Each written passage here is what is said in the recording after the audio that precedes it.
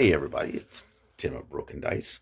I'm going to do a series of videos here on a solo wargaming concept that I've been kind of playing around with for a couple of years now, and I'm just going to really try to knuckle down and do something about these ideas that have been rolling around in my head. Some of them I've done a little bit of and in different ways, but I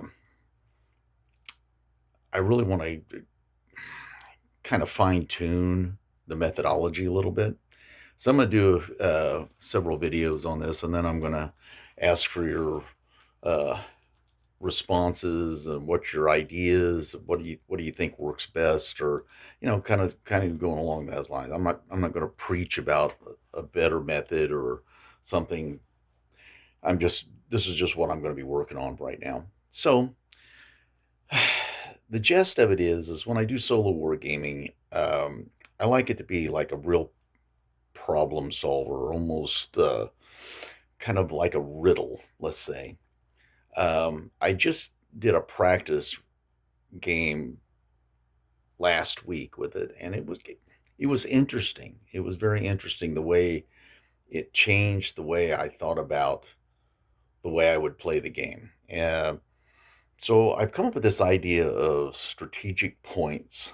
And what that is basically is I'm going to randomly give an additional value that has nothing to do with the normal points value of a unit. It has nothing to do with what you have to do to get your model or unit on the table. And I want this to be flexible enough to where you can use it both in skirmish games and in mass battle.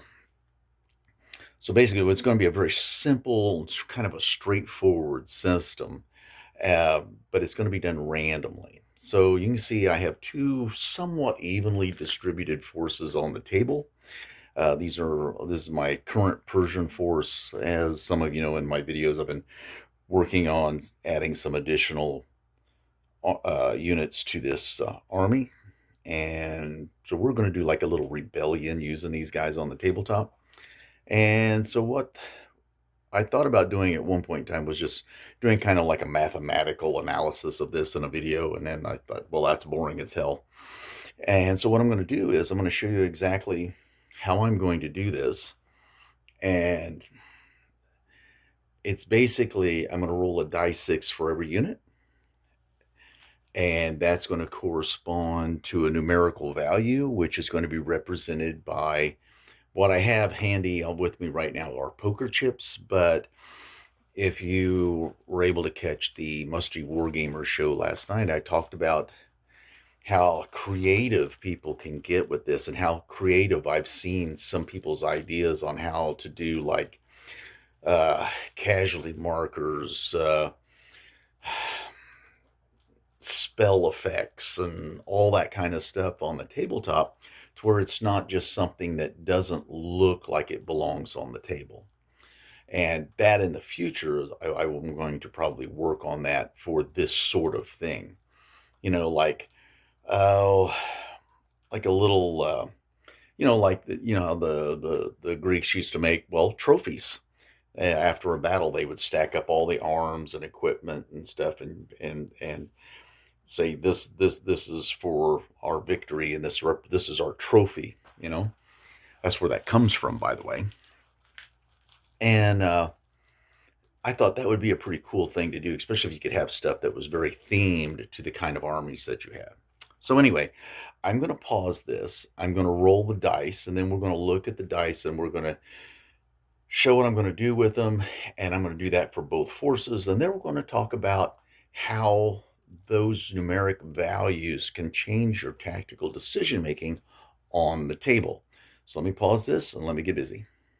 Okay, I'm back. So for the video shut off. I don't know why. But anyway, we were talking about that black dice, or the black chip being worth a lot of strategic points. Now, the idea behind these strategic points is that they can be utilized, depending on what your game system is that you're using them with, to acquire new abilities, replace units, unit upgrades. They can be used for a lot of things. you have to realize that when you start implementing something like this, that you don't want it to become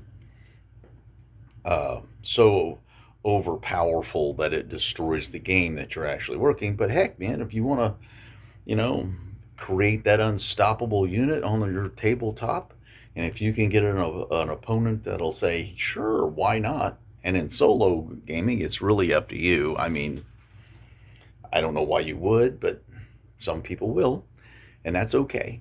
And that's okay. So I've got this side of the table all ready to go. I'm getting ready to remove these dice, and I'm going to go to the other side of the table and roll the dice for each one of those units and see what their strategic values are. So let me pause this. Okay, so we're back on this side of the table, and I've rolled the dice, and you can see the values that each unit possesses. Now, a lot of these units on this side, this is the King's forces, let's just say the Royal forces. They tend to be a little bit better troops, but strategically speaking, they may not have that much value. Now, something else that we can add in, and I have two small camps on either side of the table, and we bring this down just a little bit, you can see that that camp is worth 1 point. And so let's move on down. I'm going to just move the camera here, and we can look this way towards this. Okay. Now, Seathwheel Chariots and Hail Caesar are kind of quirky little devices. They are like a one and done. You get to charge with them. They get to charge 3 moves, but once they attack and do damage, they're removed from the table. And that's kind of historically accurate because the teams get blown out real easy pulling a big heavy chariot. They're an impact and win, or an don't impact and die kind of a weapon. What we used to call it, like a glass hammer. Yeah. So anyway, so that black dice represents that Seathwheel Chariot. So as the owner of that, would you be willing to toss that away so quickly? It may be something that almost makes that Seathwheel Chariot, because of the way it's employed in the game, almost unplayable. Do you risk it? Because I mean, they can do a lot of damage. So there you go. It is a tactical question that has strategic significance, and that's what we're looking for in this. Okay, so let's move on down to this far end, more of where the cavalry commander and the cavalry troops are. And we'll set this down. Okay, let's turn this kind of like that. Kind of miss these guys a little bit, but we'll do this. Okay. That unit there's worth 3 points. The one over there, that one's worth 3. The commander is worth 4. Now, this unit, this is not the guard. The heavy guard unit is worth 3 strategy points. This regular cavalry unit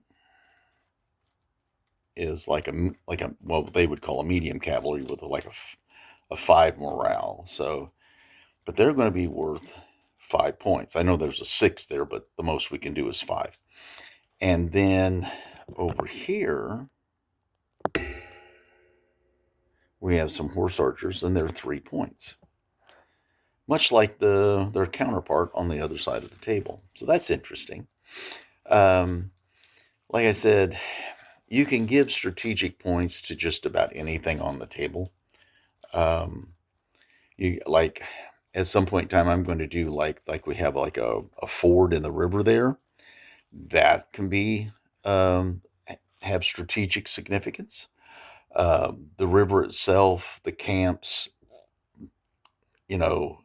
everything like a fixed fortification, trench lines.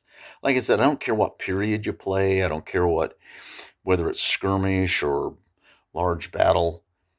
This is going to give your solo game and even competitive gaming with an opponent a little extra tactical decision making.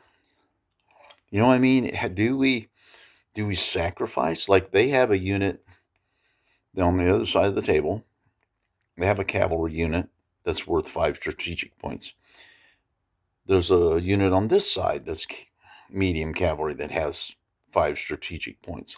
They're basically the same cost on the table. So, I don't know. It'd be a tactical decision when, where, and how you take the risk with those. And like I said, these strategy points, they can be used for a myriad of things depending on what the game system you have. Some game systems are fairly rigid and they don't allow much leeway. Hell, Caesar, on the other hand, has a whole list of like special abilities and stuff like that. Now you have to be judicious when you begin divvying this stuff out, and you have to figure out, because I think in some places in the book there are actually point values for those abilities, and if they do, I do believe that's what we're going to do. But we need to play a few games to kind of see how this affects the tabletop first. And, and for each player, it would be a little bit different.